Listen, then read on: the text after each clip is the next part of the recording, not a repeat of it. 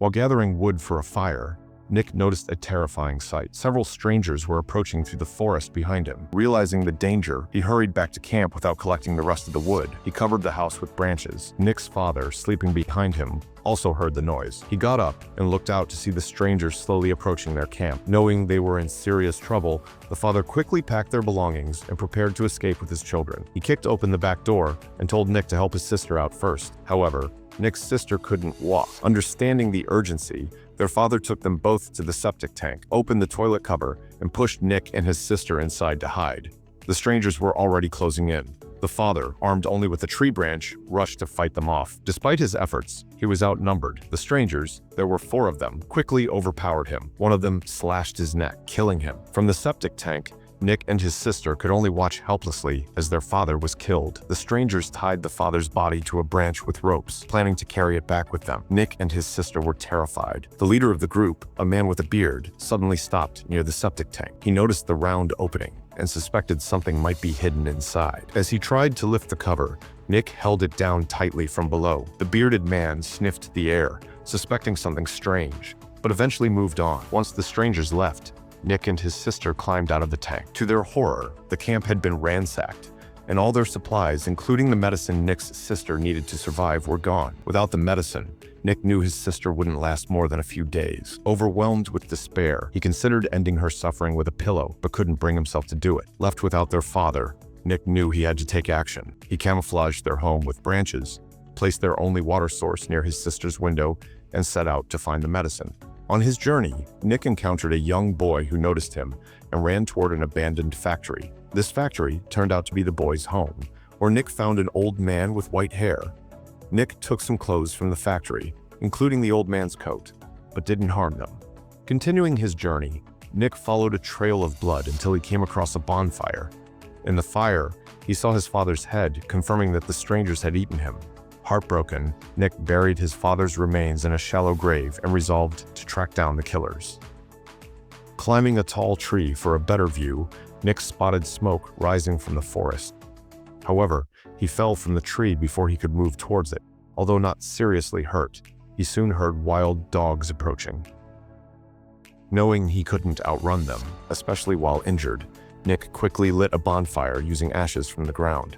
As night fell, the wild dogs surrounded him, but they stayed back, afraid of the fire. Nick waved a torch to keep them at bay until they eventually left. At dawn, Nick resumed his journey and discovered a camping tent. Cautiously, he approached and found that its occupant had long been dead. Searching the site, he found a knife, a candle, and a whistle. Taking these supplies, he continued down the road. Eventually, Nick came to a stream where the water was stained with blood. Following the stream upstream, he spotted a woman crouching by the river. Recognizing her as one of the gang members, he guessed she was responsible for cleaning their knives. Nick decided not to confront her, knowing the medicine wouldn't be with her. Instead, he followed her from a distance until she returned to a rundown RV. The woman started boiling water, so Nick waited until she went to collect firewood. Then, he crept toward the RV. Just as he began searching for the medicine, the woman returned. Reacting quickly, Nick subdued her and beat her unconscious. Dragging her body to a large tree, Nick hid her under the branches and returned to observe the gang's movements.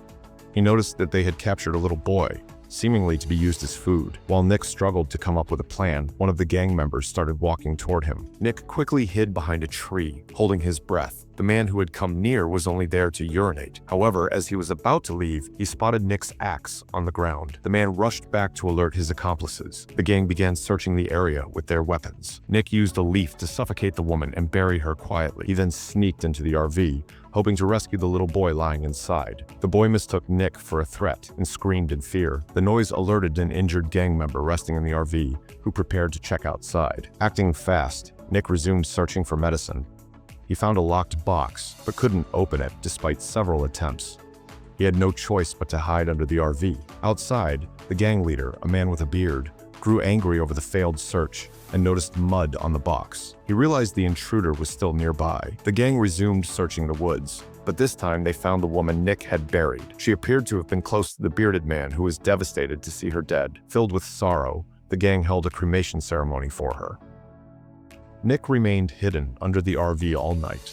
Early the next morning, when everyone was at their sleepiest, Nick quietly entered the RV. He lit a match and approached the bearded man, knowing the key to the box was around his neck. Carefully, Nick retrieved the key without waking him, unlocked the box, and found the medicine his sister needed. Before leaving, Nick locked the gang inside the RV and fled. However, he accidentally kicked a bell, which woke the bearded man. Nick ran wildly into the forest, relying on his knowledge of the terrain. The gang spread out to surround him, forcing Nick to run toward the abandoned factory again. When Nick arrived, he planned to rescue the boy and his grandfather, but he found the ground covered in wild dog tracks. It seemed the grandfather and grandson had been attacked, leaving Nick devastated. He was so distracted that he didn't notice the gang closing in behind him. When Nick regained consciousness, he found himself back at the gang's camp. He saw the gang preparing a fire and sharpening knives, clearly intending to make him their next meal. A blue whistle on the ground caught Nick's eye, and he came up with a plan. Nick crawled over to the whistle, placed it in his mouth, and blew sharply. The sound echoed through the forest, triggering the barking of wild dogs. The gang panicked, realizing they couldn't fight off the dogs. They abandoned Nick and fled. Before the wild dogs arrived, Nick cut his ropes with a knife and hid behind a tree. Fortunately, the dogs didn't detect him. Meanwhile, the bearded man tried to fend off the dogs but was overpowered. As the gang scattered, Nick launched his counterattack. Nick climbed a tree and set a trap, waiting for one of the gang members to pass underneath.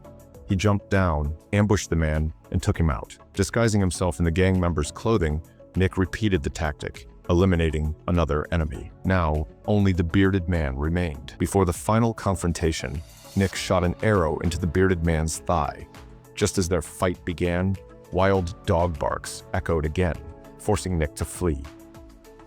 Nick soon arrived at a house whose owner had died long ago. Inside, he found a stockpile of supplies, including food and high-end weapons. Feeling hopeful, Nick packed what he could and prepared to leave. Suddenly, there was a noise at the door. The bearded man had returned, having survived the wild dogs. Nick reached for a rifle to finish him off, but realized it had no bullets. Despite his injury, the bearded man was still formidable. After a tense struggle, a gunshot rang out, and everything fell silent. With the threat finally eliminated, Nick grabbed his supplies and rushed home. But when he arrived, he found the door wide open and his sister missing. Devastated, Nick realized all his efforts might have been in vain. In the movie's final moments, as Nick cried in despair, a woman appeared behind him. It was left ambiguous, but the implication was that she might be Nick's sister.